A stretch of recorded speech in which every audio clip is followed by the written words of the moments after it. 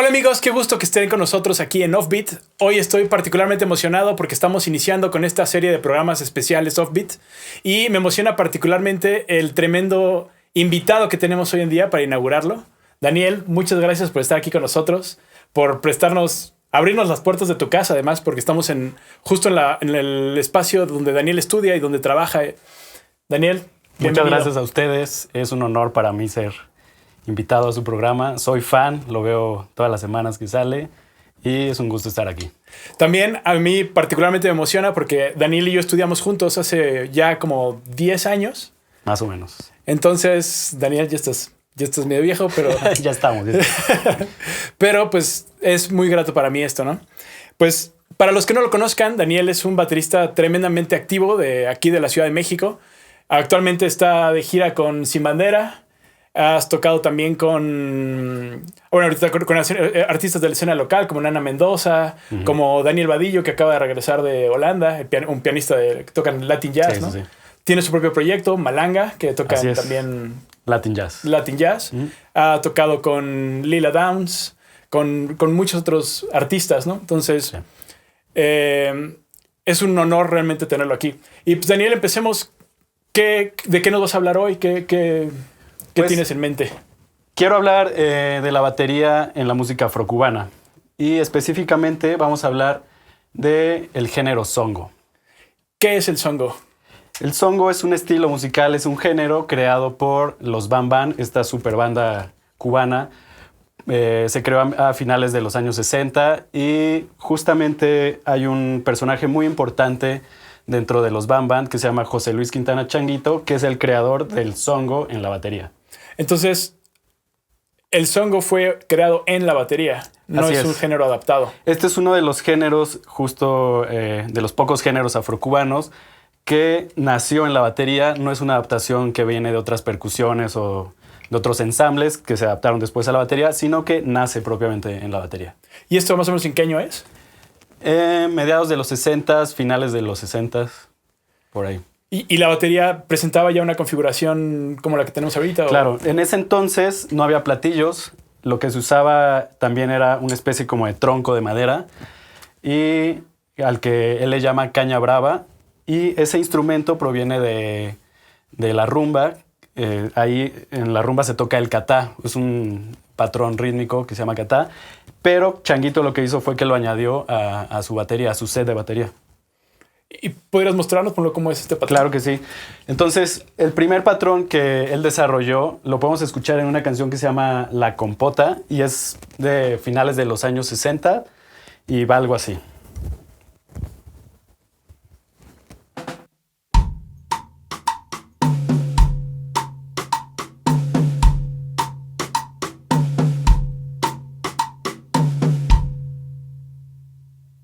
Y a partir de eso, ¿cómo ha sido la evolución del género? Porque el songo es un tanto distinto al songo que escuchamos hoy en día, ¿no? Claro, sí, ha tenido muchos cambios, mucha evolución a través del tiempo. Y justo ese patrón como básico fue el que dio la entrada a todo lo demás que viene. Igual, a principios de los 70s, finales de los 60s, principios de los 70s, este patrón evolucionó y lo podemos escuchar en una canción que se llama La Lucha y va algo así. Voy a contar antes.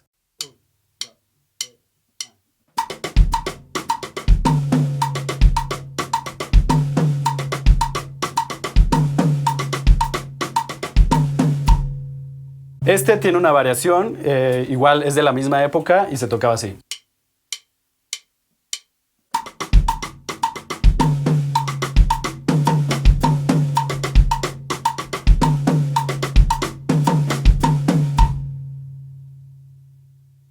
Entonces, bueno, lo último que nos acabas de mostrar, esto es por los 70s, dijiste, ¿no? Ajá. Finales de los 60s, principios de los 70s. Y luego aquí viene una parte muy interesante que a mí me gusta mucho, que añade platillos a su batería y empieza a haber una época como de mezcla entre el funk y la música cubana. Y hay música muy interesante, tanto de los Bam Bam como de Irakere. Es la misma época que empieza a sonar Irakere. Hay otra banda que se llama Ritmo Oriental, que también es súper interesante.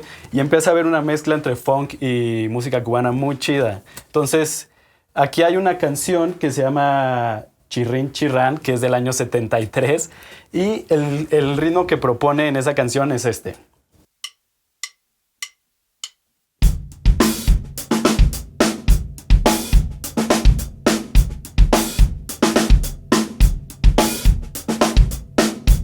Entonces, si te fijas, es súper, súper funky. Sí, pues tiene backbeat, ¿no? Exacto, exacto. Entonces, empieza a hacerse como una música muy interesante en esa época. También hay otra canción que se llama La Habana Joven, del año 75, que va de esta manera.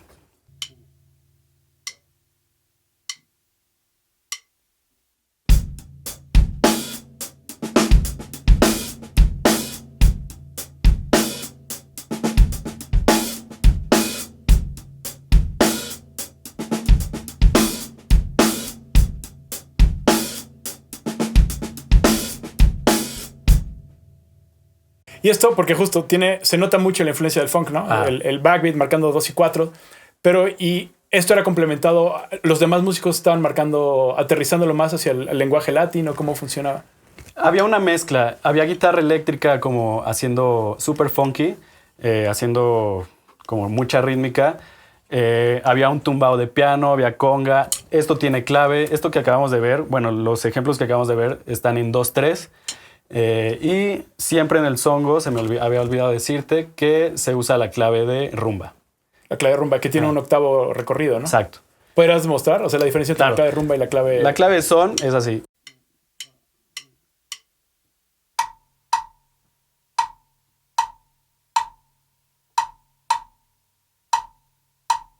Clave de rumba.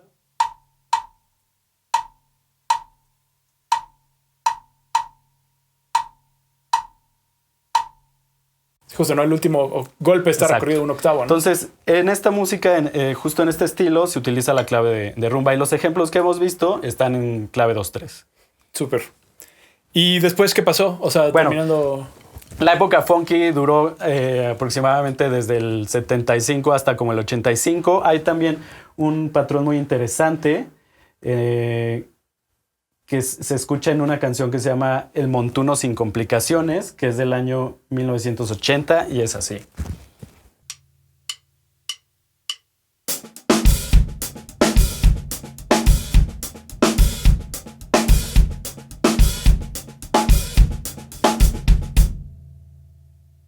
¿Y todas estas bases fueron creadas por Changuito? Sí, todo esto, en la parte, digamos, de batería y timbal, todo fueron creaciones de Changuito. Es por eso que se le reconoce como uno de los más grandes percusionistas en la historia del mundo. Y aquí para esta etapa ya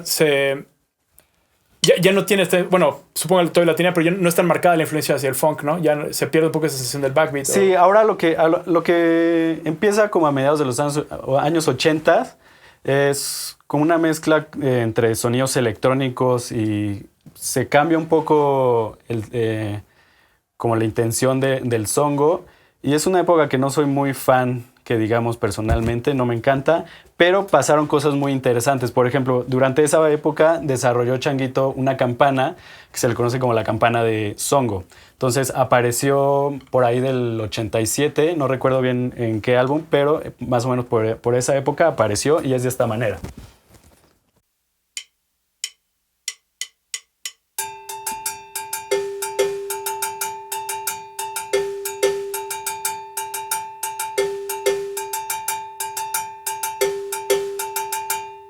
Entonces, esta campana está de la misma manera en 2/3 y los golpes abiertos del cencerro nos están diciendo la orientación de la clave. Esta campana es muy usada en música actual, en timba, en Latin jazz, en muchas cosas. Y, digamos, no se toca exactamente como se tocaba en ese entonces, pero se sigue usando muchísimo. Entonces, para ponerla en la orientación correcta de la clave, si tenemos la clave así, tendrá que caer así. ¿Okay?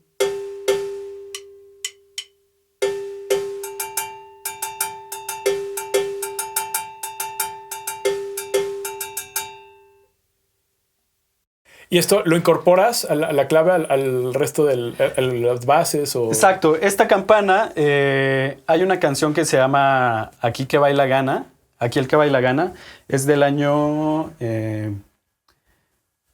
1990. Y digamos que esa campana va siendo, lo va a tocar una persona y aparte hay una batería, pero si juntamos como esos dos patrones que están proponiendo cada percusionista por separado, sonaría algo así.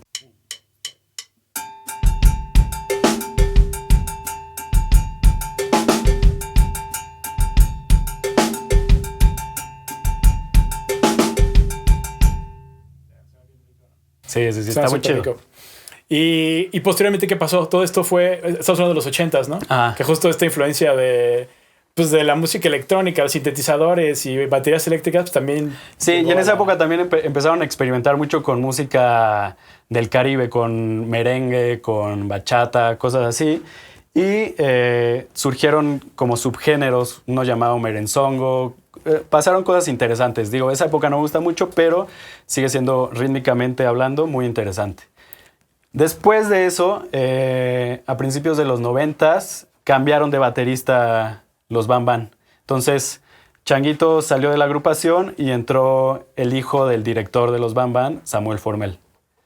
Entonces, él retomó muchas cosas que venía haciendo Changuito, pero también propuso nuevas cosas. Entonces, el songo en su época hizo como un cambio, pero también muy interesante. Entonces, el songo que Samuel Formel propone, y lo podemos escuchar en varias canciones de la época. Hay un disco que se llama Disco Azúcar, que es el primero que graba Samuel Formel, o Esto te pone la cabeza mala, que es también muy, muy conocido. Ahí también propone este ritmo y va de esta manera.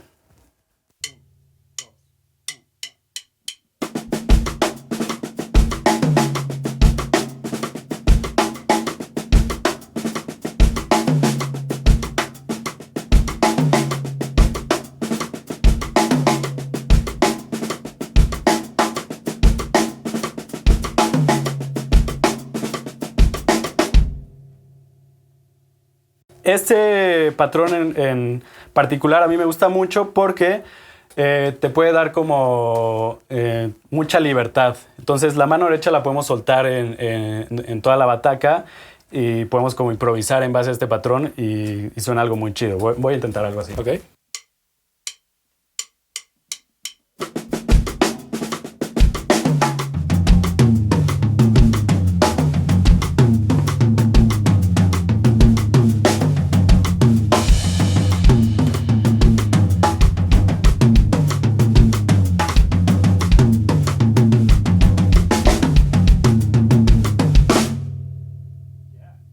Suena súper chido.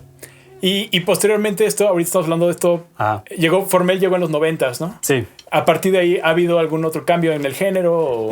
No, básicamente se ha mantenido igual desde el mediados de los 90s hasta ahora. La banda sigue, pero el set de batería que usa Formel, él incluye un timbal al lado. Entonces, todos estos patrones que vimos, él los toca en el timbal usando la batería, apoyándose la batería, toca campanas en el timbal, etc. Y por ejemplo, este último patrón que vimos se presta para la improvisación. Pero exacto. ¿Cómo incorporarías? O sea, ¿cómo se trabaja la improvisación históricamente con el songo o con los otros patrones? Podemos apoyarnos en el songo para improvisar. Hay un patrón que surgió también al principio, a finales de los 90s, finales de los 60s, que se llama bota. Y ellos lo usaban en ciertas secciones de las canciones para donde se generaba presión. Entonces, lo que querían generar en esas partes era como tensión, presión para romper al coro, romper al mambo, etc. Y ese patrón en particular es muy parecido al original, pero tiene ahí un ligero cambio. Esto que mencionas, presión, es la tensión, o sea, así es le tensión, llaman. exacto. Los cubanos lo conocen como presión. Ok. Entonces, el patrón de bota, que es de los años finales de los 60s, es de esta manera.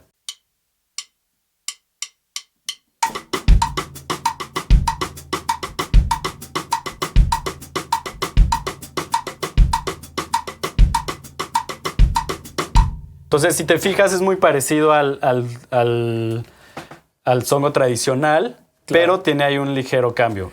Que hasta la forma estandarizada, ¿no? El songo que enseñan por lo general en las escuelas de música, el primer base de songo es muy parecido, ¿no? Sí, es muy parecido. Ese no es propiamente cubano, o sea, porque no nació ahí en Cuba y no. Si tú escuchas discos de songo, pues no vas a encontrar ese patrón, pero ese también es como una especie de transformación del songo cubano, que también es un muy buen recurso. Súper. ¿Y cómo sería la improvisación? Entonces, hablando de la improvisación, en cuanto a la bota, nos da como mucha libertad. Por ejemplo, nuestra mano derecha, si te fijas, está haciendo cosas muy simples. Entonces, nos da la libertad de poder tocar la clave encima de la bota, poder tocar la cáscara, una campana de bongo, movernos hacia diferentes tambores, igual la mano izquierda moverla. Entonces, si tocamos la bota con la clave 2-3 de rumba, sonaría así.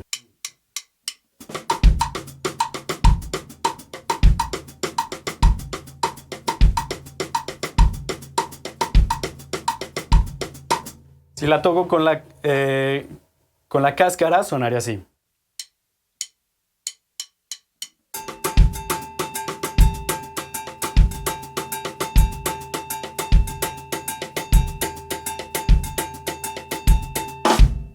Si lo toco con la campana de bongo, sonaría así.